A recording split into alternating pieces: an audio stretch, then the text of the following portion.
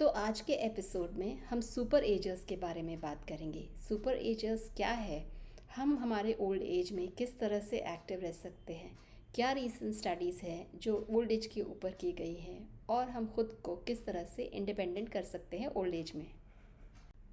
Ageing के बारे में जानने के पहले हमें ब्रेन का स्ट्रक्चर क्या है और फंक्शन क्या है ये जानना ज़रूरी होता है। तो आइए देखते हैं। हमारी ब्रेन में दो तरह के सेल्स होते हैं, ग्रे सेल्स और वाइट सेल्स। ग्रे सेल्स वो होते हैं जिसमें डेंस मैटर होता है और ये इंसान को सोचना, समझना, बात करना, थॉट यानी थिंकिंग, ये सब चीज़ों के लिए रिस्पॉन्सिबल होते हैं। और जो वाइट मैटर होता है वो दो सेल्स को कनेक्ट करता है। दैट मीन्स ये एक तरह का कम्युनिकेशन सिस्टम होता है या वायरिंग नेटवर्क होता है। एक सिंपल लैंग्वेज में बोले तो अगर ये फ़ोन एक ग्रे सेल है या ग्रे मैटर है, ये जो वायर है ये एक वाइट मैटर है। सारा प्रोसेसिंग, थिंकिंग और जो इम्पोर्टेंट वर्क है वो ये ग्रे सेल कर रहा है। ये है वाइट सेल, इसमें माइलिन होता है जो सिर्फ यहाँ से इंफॉर्मेशन दूसरी जगह लेके जाता है। तो यकीनी बात है, अगर इस ग्रे सेल को कुछ हो जाए तो इंसान में सोचना, समझना, थिंकिंग, स्पीच, मेमोरी और काफ़ी सारे ऐसे फंक्शंस इंटरफियर हो जाएंगे।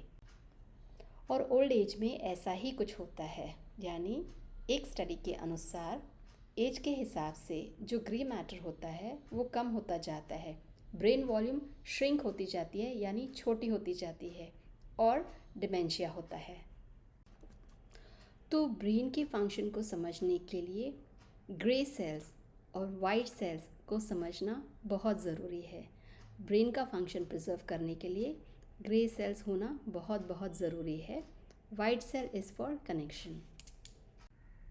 तो किस तरह से हम ब्रेन का जो श्रिंकेज है या इसकी वॉल्यूम को कम होना है, ये हम कैसे प्रिवेंट कर सकते हैं या कैसे डिले कर सकते हैं और किस तरह से हम एक डिग्निफाइड वे में एज कर सकते हैं। सुपर एजर्स वो लोग होते हैं जो 80 से ज़्यादा साल की उम्र के होते हैं, लेकिन उनकी याददाश्त अपने से 20 से 30 साल कम उम्र लोगों जितनी ही शार्प होती है। तो क्या ये सुपर एजर्स का ब्रेन वॉल्यूम श्रिंक नहीं होता, कम नहीं होता, और किस तरह से ये 80 साल की उम्र से ज़्यादा में भी अपनी याददाश्त को उतना ही रिटेन कर पाते हैं, ये कैसे होता है? तो साइंटिस्ट ने ये पता करने की कोशिश की कि सुपर एजर्स में क्या उनका एक ब्रेन का स्ट्रक्चर ही अलग होता है या उनकी बॉडी की कोपिंग मैकेनिज्म्स बेटर होती हैं जिससे उनका ब्रेन फंक्शन बुढ़ापे में भी उतना ही फंक्शन करता है। तो साइंटिस्ट ने इन सुपर एजर्स के ब्रेन स्ट्रक्चर को स्टडी किया एमआरआई के ज़रिए और इनकी लाइफस्टाइल और इनकी हैबिट्स को भी स्टडी किया, जिससे वो एक कनेक्शन फॉर्म कर सके इनकी याददाश्त के बारे में और इनके ब्रेन स्ट्रक्चर के बारे में। और एमआरआई के ज़रिए साइंटिस्ट ने ये पाया कि सुपर एजर्स में ग्रे मैटर की मात्रा ज़्यादा होती है और इस तरह से वो एज रिलेटेड जो डीजनरेशन होता है वो अवॉइड करते हैं और अपनी याददाश्त को काफ़ी एज तक मेंटेन कर पाते हैं। और साइंटिस्ट ने ये भी स्टडी किया कि जब ये सुपर एजर्स मिड लाइफ में थे यानी यंग होते थे तो उनकी लाइफस्टाइल कैसे होती थी, उनकी हैबिट्स कैसे होती थी।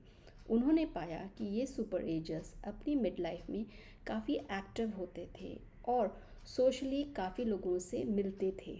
उन्होंने ये भी पाया कि काफ़ी सारे लोग म्यूज़िक यानी संगीत में इंटरेस्टेड होते थे, या तो वो प्रोफेशनल्स होते थे या किसी तरह से उनका संगीत में दिलचस्पी होती थी।